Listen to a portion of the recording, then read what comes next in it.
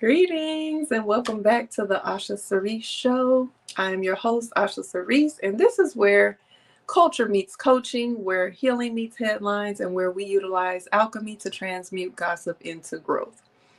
Thank you for tuning in. This is another late night show, y'all. I barely made it. I don't know if it was midnight yet. I feel like it was 11:59, so this is episode 17. And we are showing up every day. I told y'all I set the intention to show up every day, and here I am. I barely made it, as you can see, with this new different hairstyle that I have. It was wash day today. So I washed my hair, and I did most of the front, this section here. My mom helped me in the back, and then I did the back as well. We tag teamed it. She retwisted the roots, I twisted the hair. We got the 2-strand twist going on.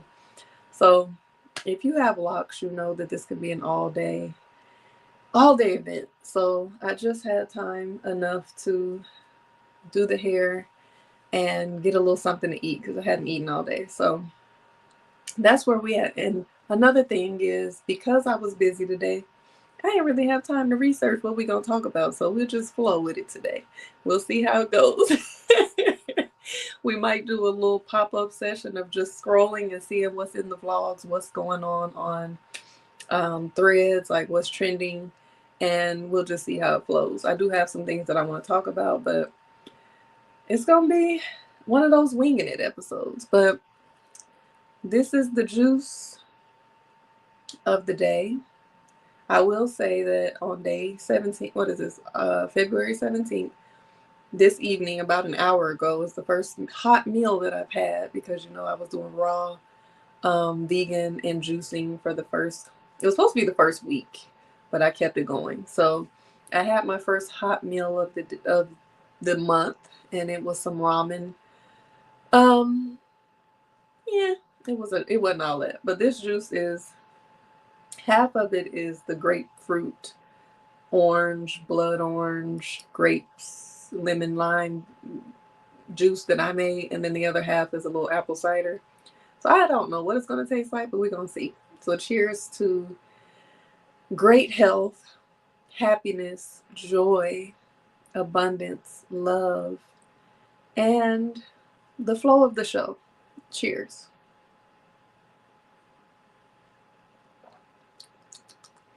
Not bad. Not bad. It's actually good. Because the apple cider is Honey Crisp apple cider, and it tastes great cold. So again, happy Black History Month. We still in Black History Month. So the Black History Month highlights of the day is Frederick Douglass. He was born into slavery, and he taught himself how to read and write, defying the oppressive system that sought to keep Black people uneducated.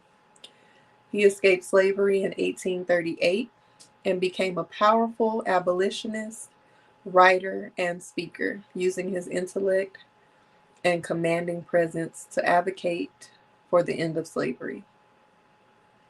Douglass was a symbol of Black masculinity and resilience, proving that strength isn't just physical, it's also intellectual, emotional, and moral.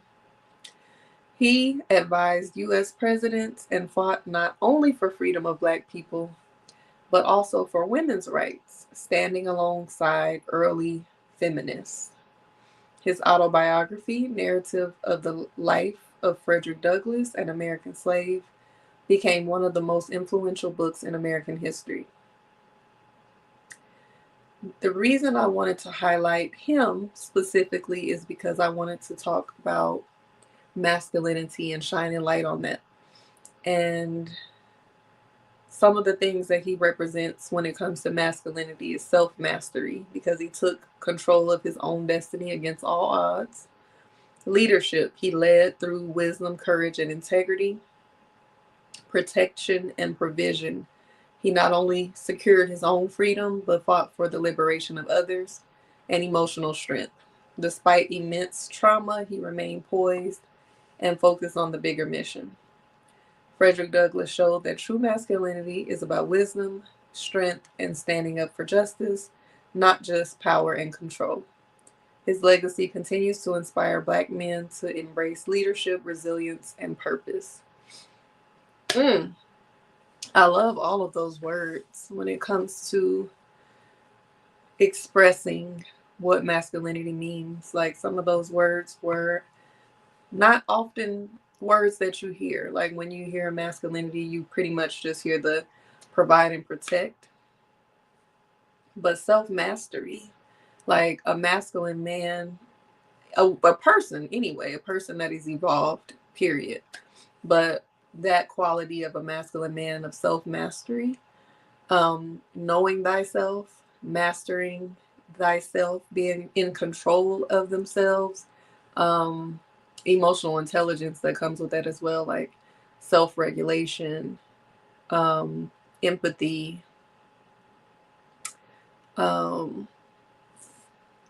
emotional intelligence is composed of like 5 or 6 different qualities that are escaping me right now because it's late. But definitely self-regulation, empathy,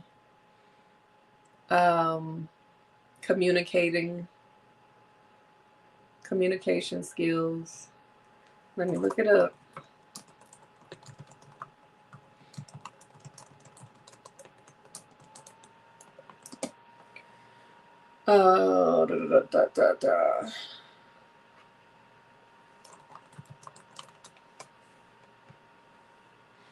Self-awareness, of course. Social skills and motivation.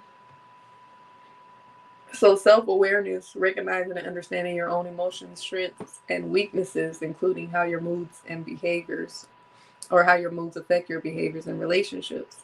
Self-regulation, being able to manage your emotional response in a healthy way, controlling impulses and staying calm under pressure. Yes. Motivation, having a drive to achieve goals and staying positive even in challenging situations.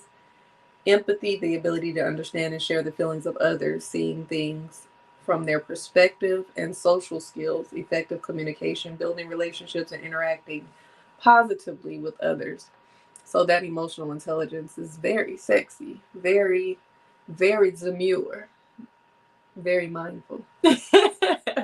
But I love an emotional, intelligent man as well. So leadership is very important when it comes to masculinity as well, and knowing that sometimes you're not always in need, you don't always have the need to be the leader in everything. Like, you're able to see the strengths of other people that you're with, like your woman or whoever is in your dynamic, on your team, somebody that you work with, whatever the situation is. Knowing that you can utilize other people's strengths, and you don't always have to be the boss, and you don't always have to be in control, but you're able to lead, you're able to provide solutions, get things done, and make really good decisions. Of course, protection and provision comes up, yes. And some of the other words that came out: wisdom, strength, standing up for justice, resilience, and purpose. I've heard people say it, as far as like a man should focus on his purpose and then everything else will align. I think that that's pretty accurate. Like, when you're working in your purpose and you're moving in your purpose, then I do feel like the type of woman that you desire will align, the type of opportunities will come up, the type of lifestyle you want, you will be able to have because you are focused on your purpose. Now, that doesn't mean like not making time for other people, not being able to find balance, but it just means keeping your eye on the prize. And so the reason I don't think my body liked that I just ate hot food. I got a little not reflex, but a little heartburn, a little bit. My body like, hey now. We ain't been eating no hot food. What's going on? The reason I brought this up as far as masculinity is because I was just talking to my cousin a little while ago, and I was talking about some of the questions that I ask when I'm vetting a man. And I think one of the questions that I said that I brought up, she was like, "You asked that on the first call?" I'm like, "Actually, I asked this before we even talked, like just back and forth texting on the app that we met on." And I asked, or I usually ask, men who the male role models are in their lives and what they taught them.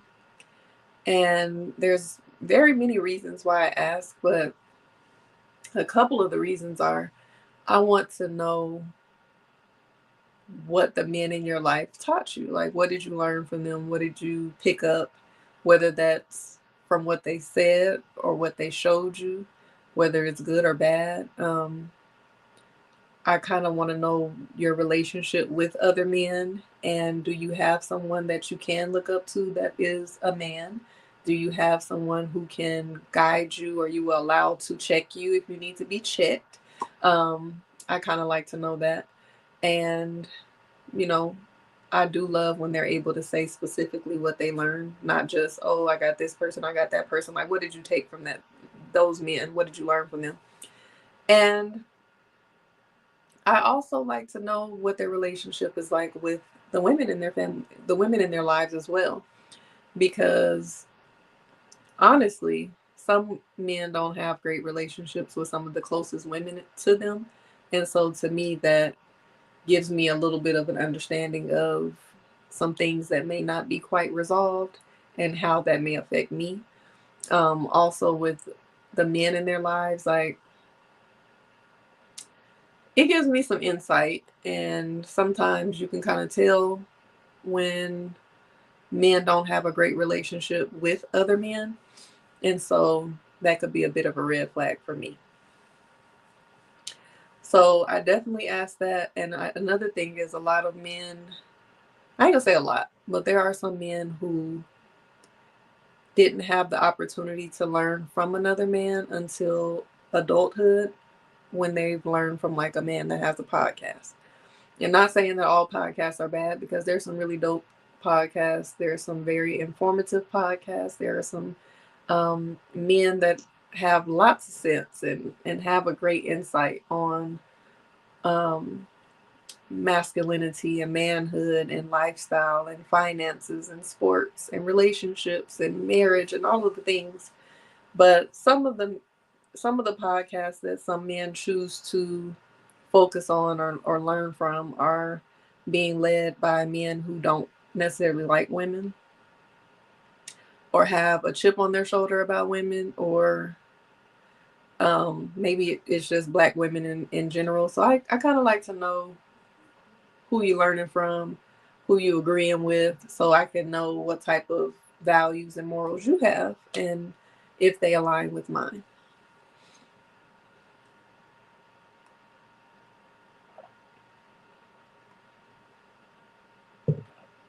So some of the men that I've been meeting, they haven't really been saying that they have close male relationships, like with father, grandfather, uncle. Like, that circle is more like outside people or podcasts. So I don't know. It's a little concerning to me. I kind of, I don't want to say I look at that as a red flag, but it's definitely a yellow one, because you can't control, who, what type of role models and people you have in your life growing up. You really can't, but you can seek certain wise counsel um, and figures, father figures or mentors once you get old enough. So I just try to listen and understand and peep, as I'm vetting.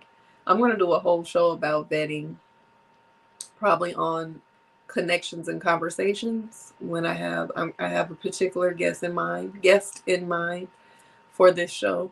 I gotta find one other person, and then we'll do the show probably early March. But definitely gonna do a show about vetting. I'm gonna be on a panel this upcoming Wednesday. Let me give y'all the details. So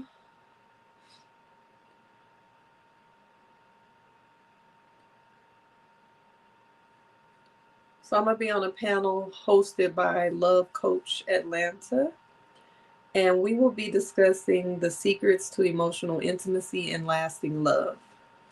The topics will be how to create deep emotional intimacy, not just physical attraction, how men and women experience love differently, communication mistakes that ruin relationships and how to fix them, how to identify and stop self-sabotaging behaviors in love, and the number one predictor of long-term relationship success.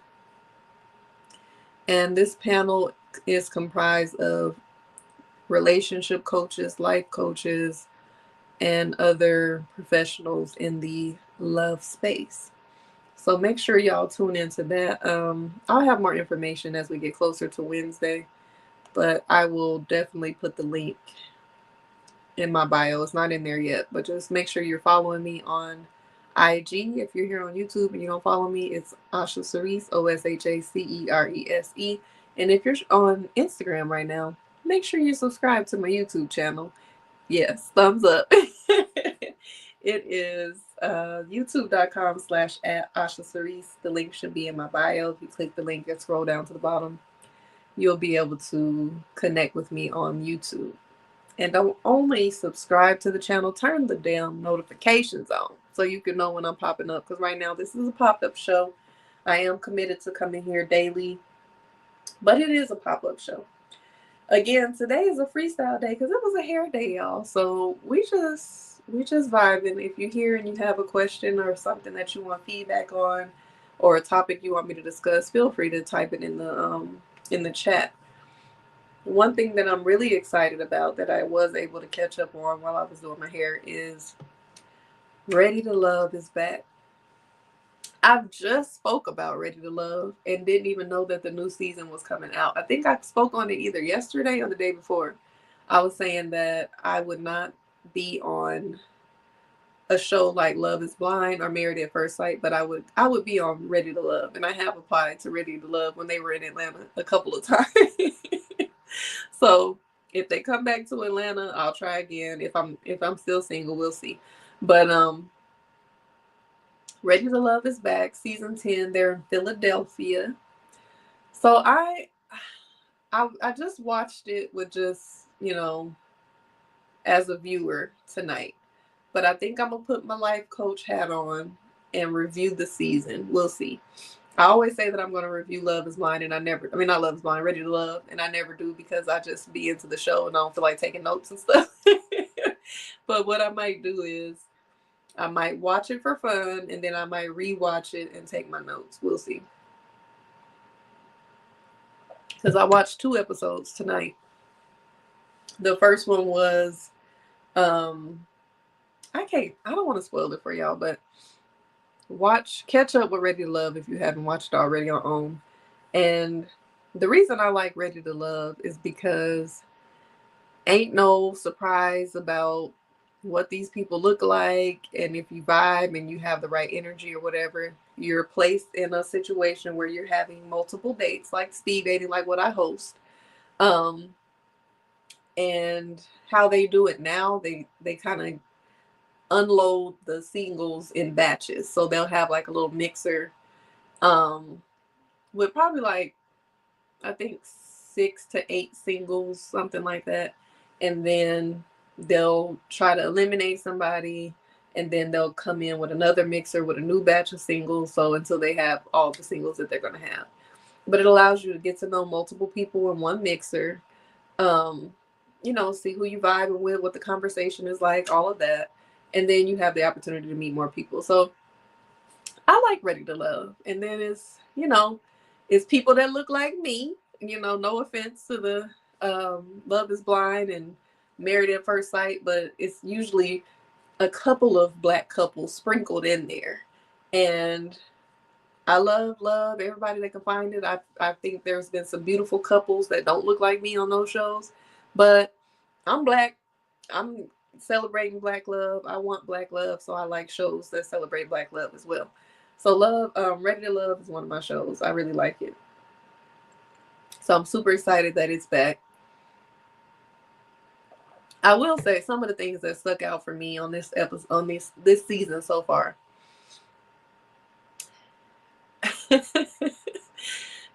everybody has their things. Like, some people are more socially awkward than others. I could be socially awkward at times where I have a social battery that runs out pretty quickly, but for the most part, I'm good. I can get along with anybody. Sometimes I might nervously say something that I find to be awkward after the fact, and I might overthink about it, like, why did I say that? But it's probably something that nobody else would even notice. But I noticed that on this show, it's like the one guy, his name is Will. I was just calling him all kind of goofies because why are you being so goofy? And I think it was nerves.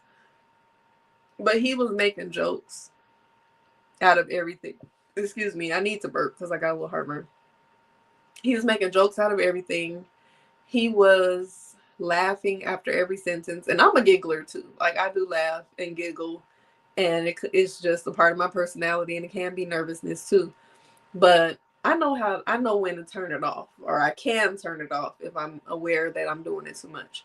So he was like 40 something, like 41 years old. He's kind of looked older though. And he's been married twice. So he said that the first marriage, the woman, he married her right after his mother passed because he didn't want to marry anyone that his mother had never met. It lasted about a year. And then he had another marriage right after his dad passed away. And that lasted about a year.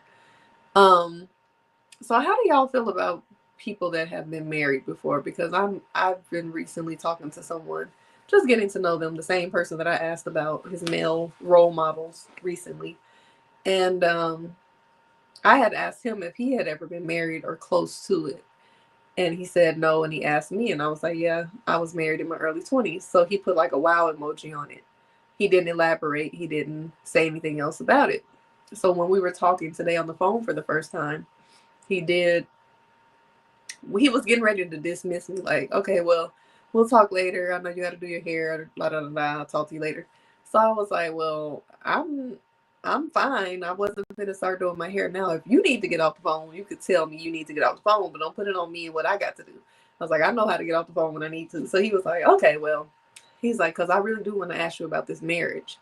So I was like, ask away. So he asked me some questions about my marriage, and he didn't elaborate, but to me, I could tell that there was something that he felt about it but wasn't saying. So I was like, well, what are your thoughts about it? Because you've kind of reacted in a way that I can tell that you want to say something. So I think he said that he didn't um think that I had been married. Like, basically, he had certain assumptions about me just off of my profile and just things that we had been chatting about, and then hearing my voice. I don't know.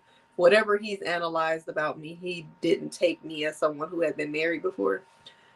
He also said that he thought that I date outside my race, like as a preference, and I'm like, so you just read me all wrong. So, but the reason why I bring up the marriage thing, and I'm talking about the guy I'm ready to love that's been married twice.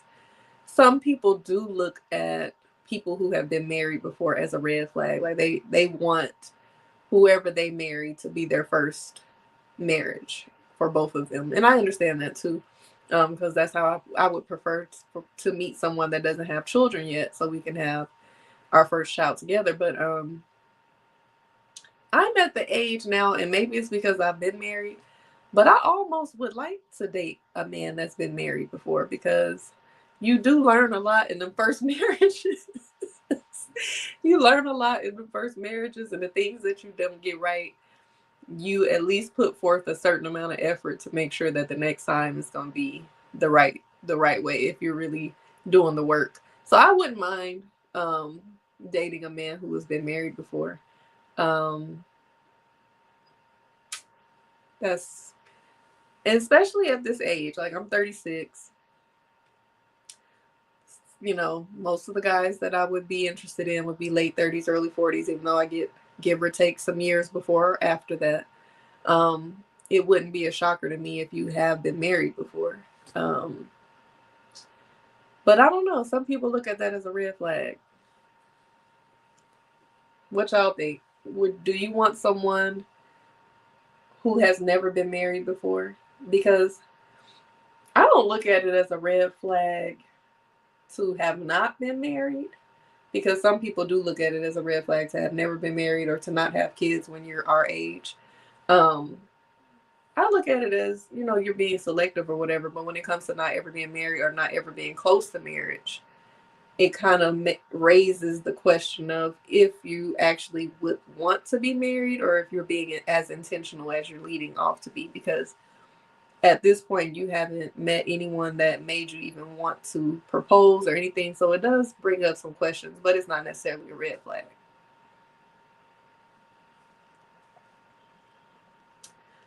There's another woman or a woman on the show.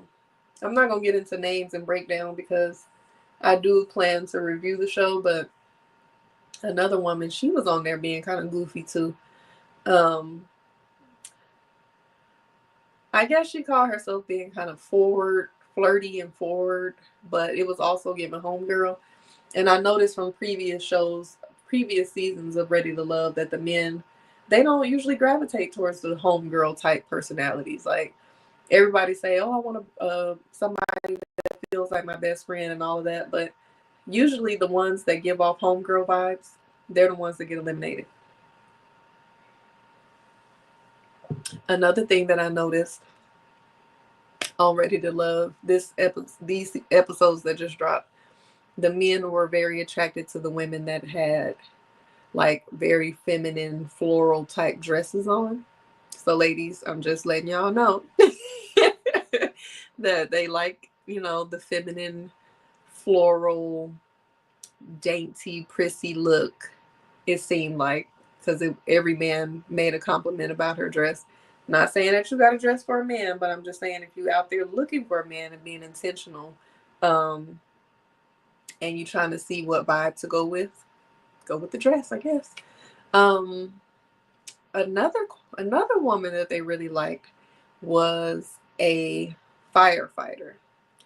They were very impressed by that. And I want to dig deeper into that, because what about her being a firefighter was the impressive part? Was it because they I'm gonna have to watch the episode again, because they mentioned like her being a go-getter, or her being like, I don't know the words, but I want to find out if it's the fact that it can be just as strong as a man, or is it because she's in a position where she's showing that she cares about the community. I really want to see what the qualities are that they associate with her being a firefighter, why they were so attracted to that quality. Another woman, she talked a lot about her business and her entrepreneurial endeavors, and the men didn't like that. And I've noticed that about just listening to men um, online in real life. A lot of them do not really, I don't want to say they don't care, but they don't want a woman to prioritize talking about her accolades, her degrees, her career, her business. And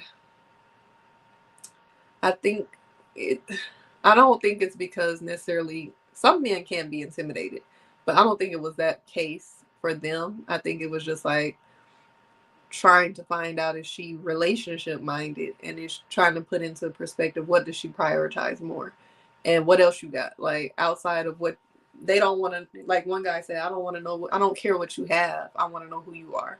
So that's something that I would say I can go along with as far as women, when we're getting to know men, like not feeling like we got to run down the credentials. Oh, I mean, that's a great quality to have and share, but to not prioritize putting your accolades at the top of allowing somebody to get to know you. Who are you outside of your roles? Who are you outside of your degrees? Who are you outside of your accomplishments?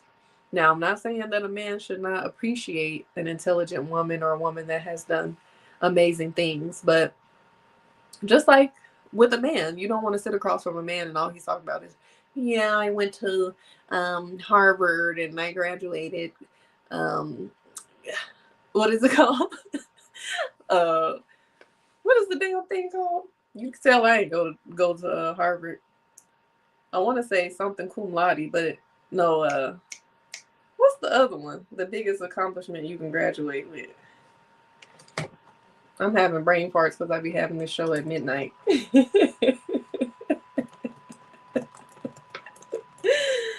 Oh,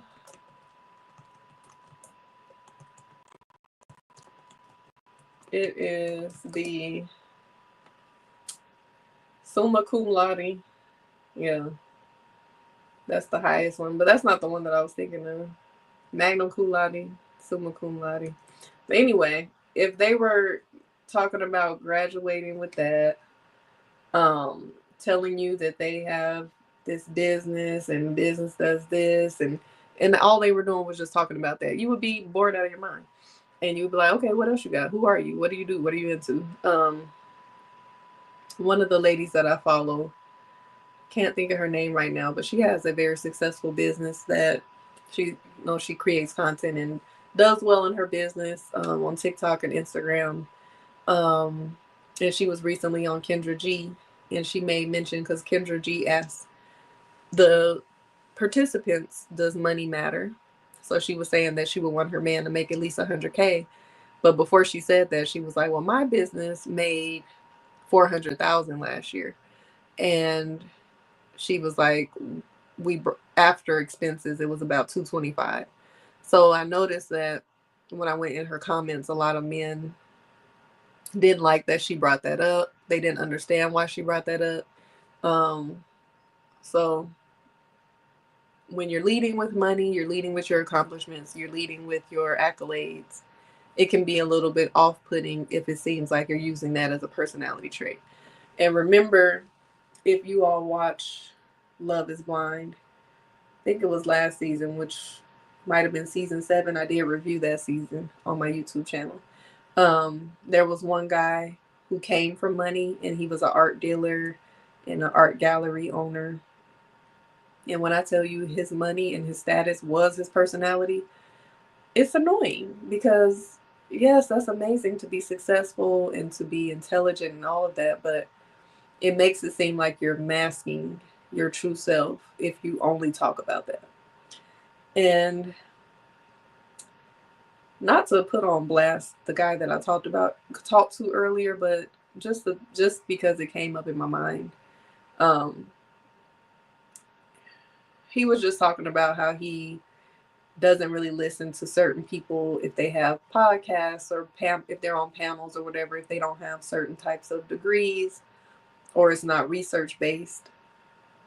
And it just makes me think about how some people prioritize degrees and certain levels of education before they feel like somebody's opinion is valid. And I'm the exact opposite. I've always been the exact opposite of that. Like, I'm educated, intelligent. I've been smart my whole life, but I'm not into having to prove it by showing you that I did this, I made this, I graduated at this level. Like, I feel like life experiences and the things that you've learned, and then I feel like some people just have spiritual gifts. Like, some people, like myself, are gifted with knowing like a lot of things. I don't know it all by no means, but there are some things that I just know. And when I do the research after the fact of just knowing it, it's on point. So, and again, I don't know it all. And most of the time, if I'm speaking on something, it's because I do know. I'm not afraid to say I don't know, or let me find out, or let me research. But I just believe that don't miss the message, judging the messenger. I've always been very big on that, because you can learn from somebody that you would never guess. You can learn from a child.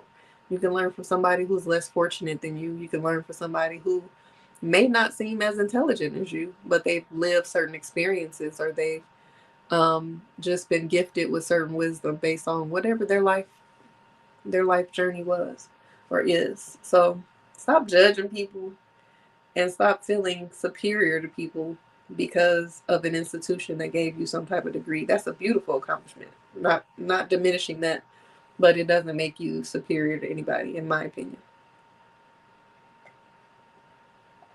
And that's on period.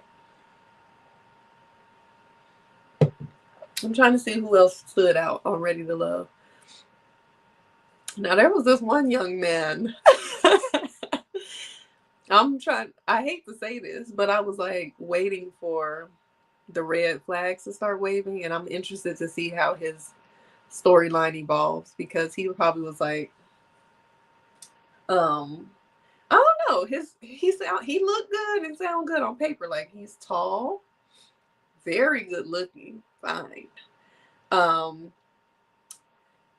Business owner, and the business that he owns is some type of something. He said he could build a house. So the fact that he's handy, I think he has a development company or builder company, something like that. So, like, you tall, you fine, you're masculine, you have certain skills like being able to build and being able to be handy. You're an entrepreneur. What's wrong with you? Now, he did end up saying that he has a daughter, which is a beautiful thing, and that's not nothing bad. That's not a flaw. But if I was there, I would be a little disappointed that he's not didn't have no children. But I want to see what goes on with him. And 31 is a little young. That's 5 years younger than me.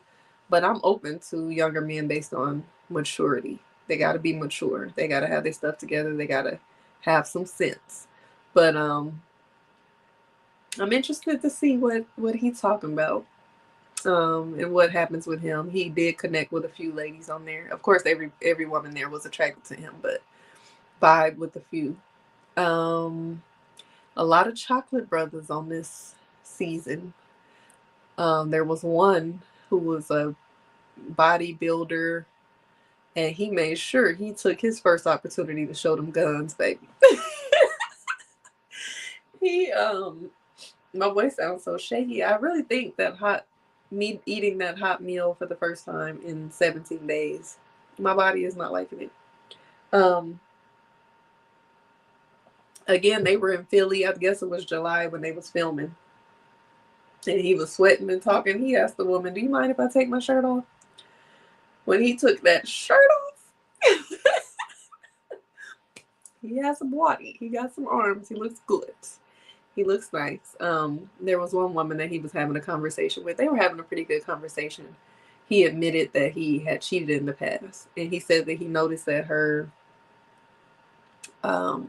face changed a little bit. So she just was like, "No, I'm not judging you based on that." He was like, "That was my past. I've grown since then, da da da." But after they had their conversation or whatever, she was like, "You want a hug? Girl, you wanted the hug. You wanted to feel them arms."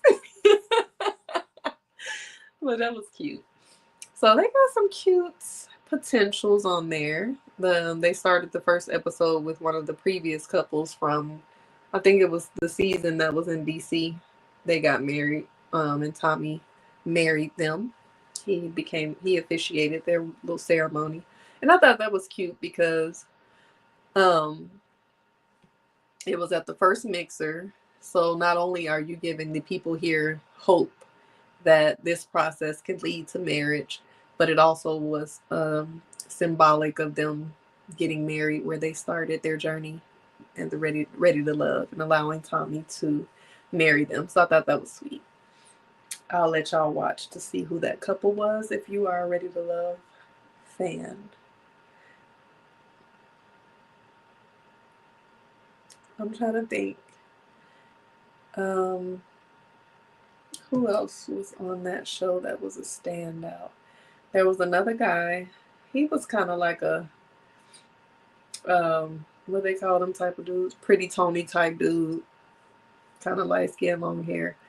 Um, he seemed decent, and then he dropped the bomb that he has 5 kids by 3 different women. I'm like, not you trumping it. And again, there's somebody for everybody, but that came up from a few people because of some of the women there have children too, and they like, shoot, I got 2, you got 5, that's 7. Like, we doing too much too soon. So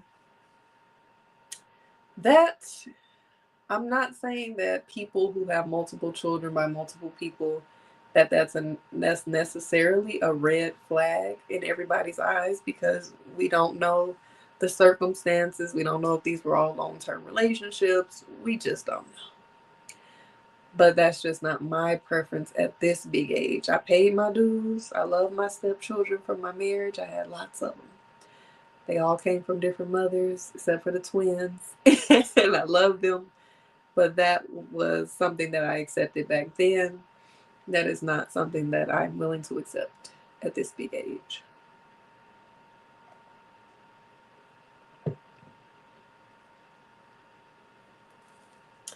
But back to the masculinity topic, because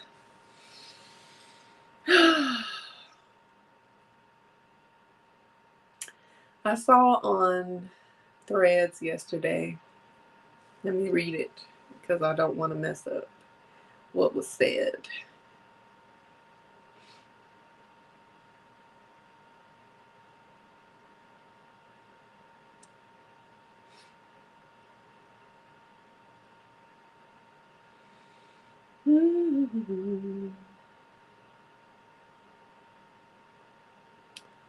Okay, so the post is from or by Cooking with Pat Lee on Threads.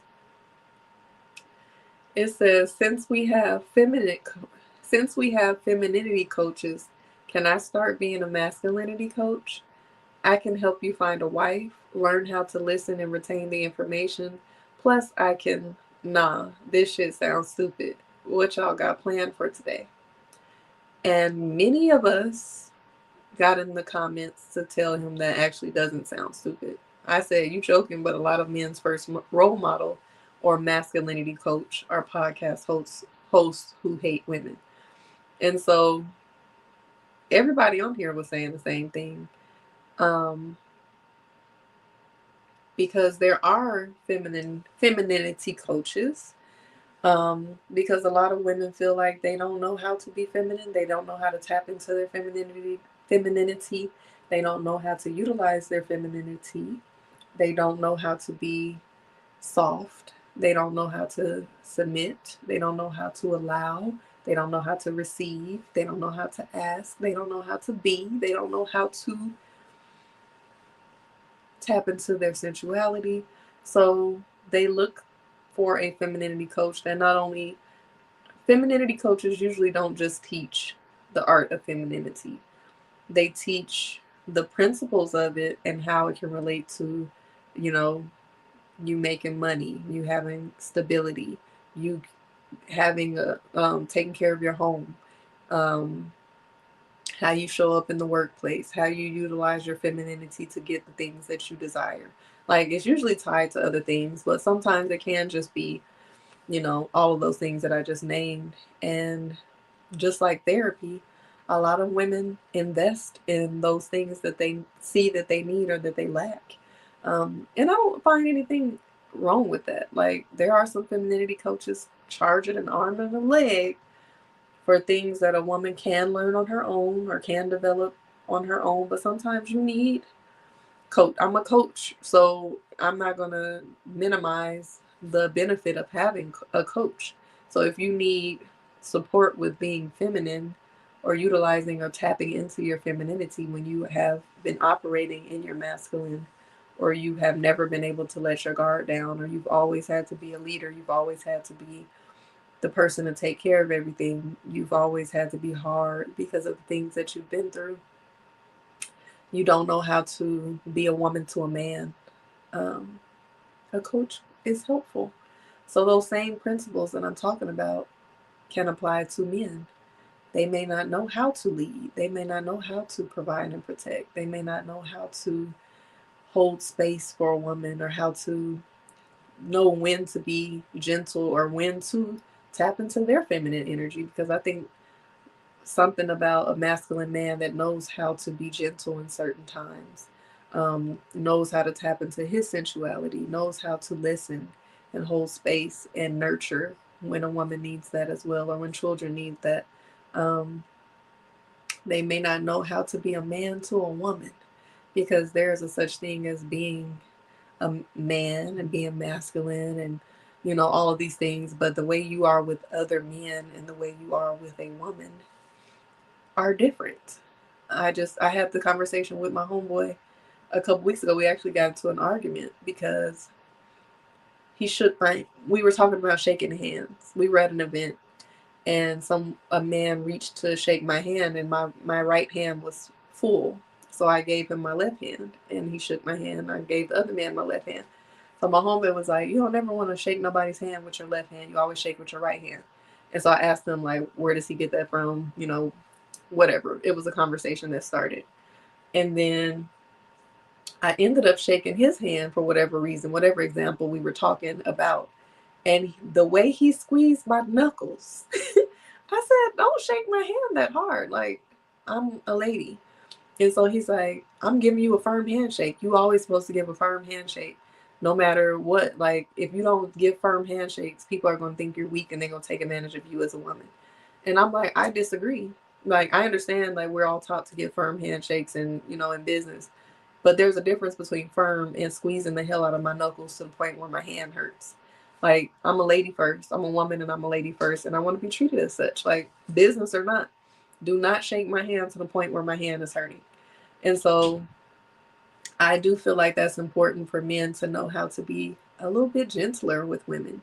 And maybe it's a combination of, maybe you're running into women that don't know how to be soft and gentle and be in their feminine energy, and you know require you to handle them gently. But I'm about to say they like me. But I'm definitely gonna let someone know that I need you to be a little bit softer with me, because I'm not that guy. I'm not hard like that. G thinks says true. We need to be appropriate with each other. I agree. I agree. And I do also feel like, we often we're seeing so much man against woman all the time. But what I will say is that, as women who want to date men, that want to interact with men and have great relationships with men, we do have to listen to what men say that they desire. And as men who want relationships with women, want to be in spaces with women, you all have to listen to what we desire as well. And so my homeboy argued me down about the handshake. We went around and asked everybody in the room what their thoughts were. And people did agree with me that a man should not be shaking a woman's hand that damn hard. And he felt like, you know, a firm handshake goes to anybody. But again, there's a difference between firm and painful. And he was telling me how a lot of men will shake hands super hard or grab the hand at the fingers or whatever to kind of like show their manliness or like assert dominance. I don't need to know that you're dominant, sir. I don't want you squeezing my hand that hard.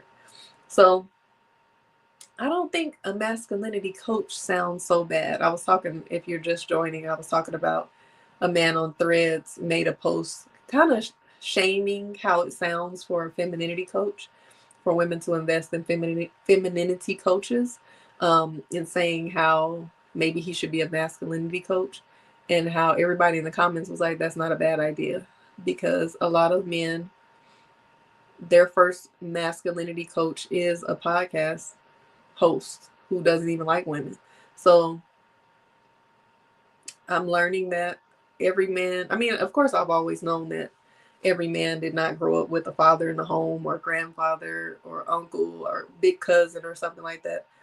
But sometimes they never grow into like finding that male role model or seeking one out. And some men don't even like, I'm trying to think who that was in my life that said, it was a man that I was talking to or somehow was introduced to. It's slipping my mind right now, but he was basically saying that it was a potential client, actually. It was a man who booked a discovery call with me.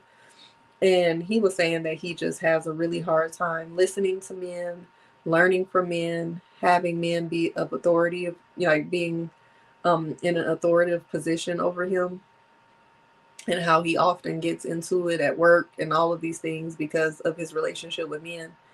And where did he learn that from? Why does he, I don't know his full story. He told me a lot of his story, but um, just those type of things. Like, and that's a lot of women sound like that. Like, oh, I don't trust women.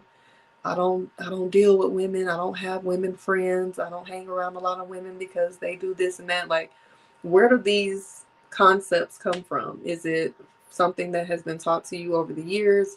Is it from your own life experiences, or is it you learning from other people's experience? Or is it just the type of people that you once were around? Or maybe you were projecting onto them. Maybe you have the problem and they're just trying to get to know you. Another thing, since we're on topic of friends, someone that I was speaking to earlier basically was saying that they have their set of friends that they either grew up with or just their day ones, and people that they know from where they've lived all their lives, and the people that they have met since they've been in a new city. It's kind of like just associates. They may consider them friends, but they're associates to them. And it makes me realize that a lot of people feel like no new friends. And I just do not agree with that. I feel like some of the best friendships can be made as an adult if you're open to it. And if you don't have so much fear of either being hurt or being disloyal to your old friends, or wherever it comes from, to not be open to new friends. I just don't agree with the no new friends things. There's the people that are in my life right now that I'm cultivating new friendships with are some of the best friends that I've ever had. Like, um, and I'm so grateful for them. Like, I have people that I've known since elementary school, middle school, high school. I'm not really that close with them, because I've always been the type that was really close, have always been close to my cousins. But being open to establishing new friendships, it's just an amazing thing. There's so many different souls that you will connect with in your lifetime that a lot of people are closed off to meeting or to getting to know because they feel like no new friends. And honestly, some people say some people are not really like no new friends except when they get in a relationship and they're like, oh, the friends that you had before I got here, they cool, but you ain't making no new friends. And everybody handles their relationship boundaries differently. Everybody has their reasons. Everybody has their certain set of standards, values, morals, principles, all that. But for me, I'm not nobody's correctional officer. I'm not nobody's parent. People have full autonomy over their choices, their bodies. You can make your own friends. If my man was to meet somebody and they hit it off because they have some things in common, or I'm talking male or female, and you have a new friend, your big grown ass got a new friend, welcome to like, hey, how you doing? Like, I'm not tripping about nobody meeting no new friends, because it's possible. You meet people when you're working, when you're doing business, when you're out and about. There's sometimes you just have a soul connection with somebody, and it's nothing romantic or inappropriate about it. I truly believe in platonic connections because I have several of them myself. So some people don't believe that men and women can be friends. Some people believe in no new friends. That's just not me. So I hope that the people who feel closed off to creating new friendships and getting to know new people, just open up a little bit. You never know. You got to have discernment. You got to follow your intuition, of course, when it comes to meeting anybody or people that's been in your life. You got to, make sure that nobody's being disloyal, or somebody is not shouldn't be in your circle. But open up to the possibilities of meeting new friends. I meet new people all the time, and depending on the connection is how much it gets nurtured. And I love it. I think it's an amazing thing to grow and evolve and meet new friends where you're at, because the people that you meet people at a certain time of your life depending on where you are in your life. So some of them old ass friends, some of their ass need to be cut off. And the new people you are meeting are aligning with the frequency that you're on right now. So be open to new friends. Anyway, y'all, this was a freestyle show. Again, I had to do my hair today, so I didn't really have time to do too much research. We did talk about Frederick Douglass was our Black History Spotlight today.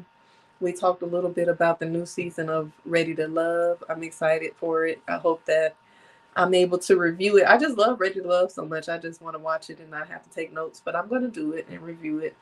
If you've not seen any of my other show reviews, I have some Love is Blind reviews on my YouTube channel, as well as Harlem. So sometimes I do reality shows, sometimes I do a series. And then I also have, I've been posting some of the throwback reviews of the Risa Tisa 50-part series. What else is on my YouTube channel? You got travel vlogs on there. You got day in the life. You have other things. I'm going to start putting some more daily vlogs on YouTube. I've been slacking on my vlogging, but lots of content over here on YouTube. If you're not already subscribed, go to youtube.com/@OshaCerese.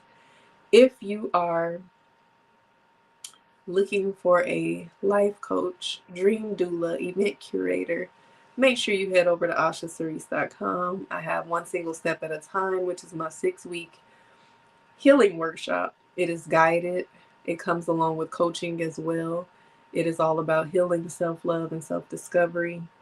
In those 6 weeks, you will do your inner child healing. You will do shadow work. You will get to know yourself, who you are, what you like.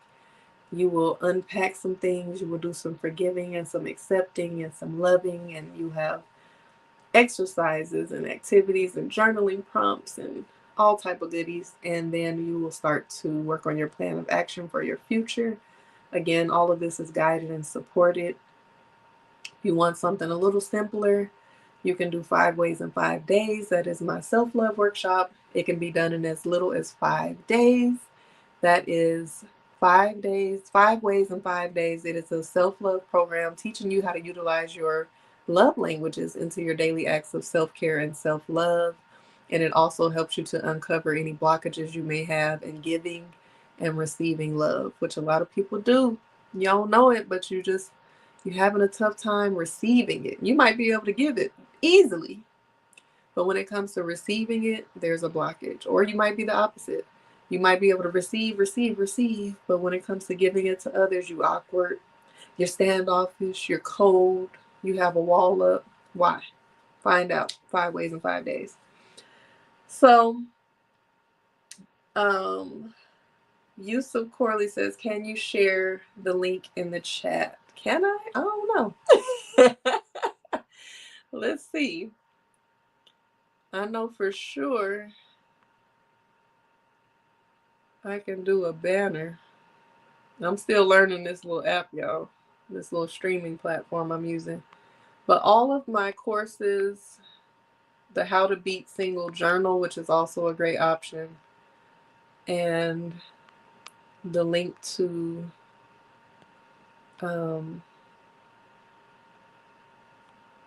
book a discovery call with me, all of that can be found at my website at OshaCerese.com. OshaCerese.com. So again, you can enroll in the 6-week program. You can get the 5 ways in 5 days for self-love, and you can get your journal, How to Be Single, or you can book a discovery call, which is how you book coaching sessions with me. It allows me to find out where you're at and how I can serve you. Or if you are an influencer, a business owner, you have some ideas, but you don't know what to do with them. You have some gifts, but you don't know how to utilize or monetize them. Or maybe you have some ideas for digital products, like ebooks, digital courses, things of that nature. And you already kind of have an idea of what you want to do, just don't know what to do with it. go ahead and book you a strategy session and we'll get you together. G Think says there's a notion about having day ones and day twos, friends we make along the way. I'm here for it. Day ones and day twos and day threes. Like the day ones, sometimes day ones, we have some beautiful, long lasting friendships and connections that we've had since we were younger that are amazing, and they're healthy and they're loving and they're basically family. But then some of them day ones, they want to feel like you are still wherever they met you at, like you're on that level, and anything you do to go past that level is a problem or an issue, or they don't understand, or they're not trying to understand. They're either not growing with you, you're growing apart, growing in different directions, or sometimes it can cause a little jealousy or a little bit of discouragement. And those really ain't your day ones. Those are just people you've known for a long time, if they're treating you like that. And then some of your day twos, day threes, day yesterdays, they are some of the most supportive people sometimes. Some of the people that encourage you the most and see you, because they don't have the reference of who you used to be or what level you used to be on. They see you now. They see you working. They see you grinding. They see you evolving. So some of them day twos can make you just feel so seen and loved and supported, and they can become family too. And I'm nasally, y'all, because I just had my first hot meal today, and I don't think my body is happy. I guess my body wants to stay raw a little bit more. I'm a little nasally.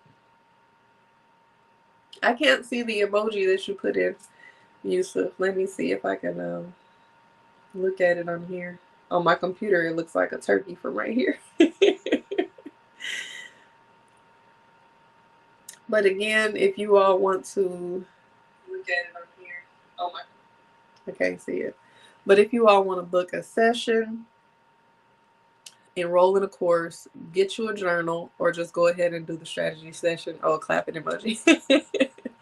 Feel free to join, to visit oshacerese.com. And again, if you are not on my YouTube channel, if you're watching from Instagram or any other platform, please make sure that you subscribe. I'm trying to grow my my YouTube, y'all. I'm really putting forth the effort to be consistent on my YouTube. I've had it for a couple of years, and it's only at like 163. I'm trying to get that 1,000. Trying to get that wow. Let me see where I'm at right now. It has been growing slowly with me being consistent, every couple days. It's at 163. Can I make it to 200 by March? Because I'm showing up every day. If you missed any episodes of the Osha Cerese Show, they live on YouTube under my live section. And it's not always going to be streaming on Instagram, so make sure you take advantage of following me on YouTube and turning on or subscribing on YouTube and turning on your notifications so you can know when I pop up. But again, I thank y'all for joining. Let me give y'all a journal prompt to end this episode.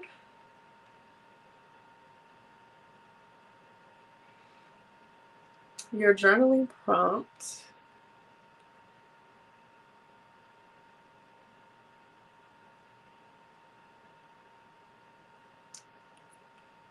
I had a few written down, but I want to make sure I like it based on where the conversation went. I'm gonna just ask you this. What have you learned from past relationships about the type of partner that you need? Because we talked a little bit about vetting and why I personally ask certain questions. But let me repeat, what have you learned from past relationships about the type of partner you need? Because your old relationships can definitely be a blueprint of what you like and what you don't like. We often say, oh, I don't want nobody like this and like that and like this. But, sometimes your partner has some great qualities that you loved, but they were attached with some ones that you didn't love. So that's why it didn't work out. But take some time to think about some of the things that your partner taught you about what you need now. But I love you all. I appreciate y'all. And I thank you for tuning in to the Osha Cerese Show. It's late. And I'm getting ready to unwind. And I will talk to y'all later. See y'all tomorrow. Turn them notifications on so you can be on here live with me again.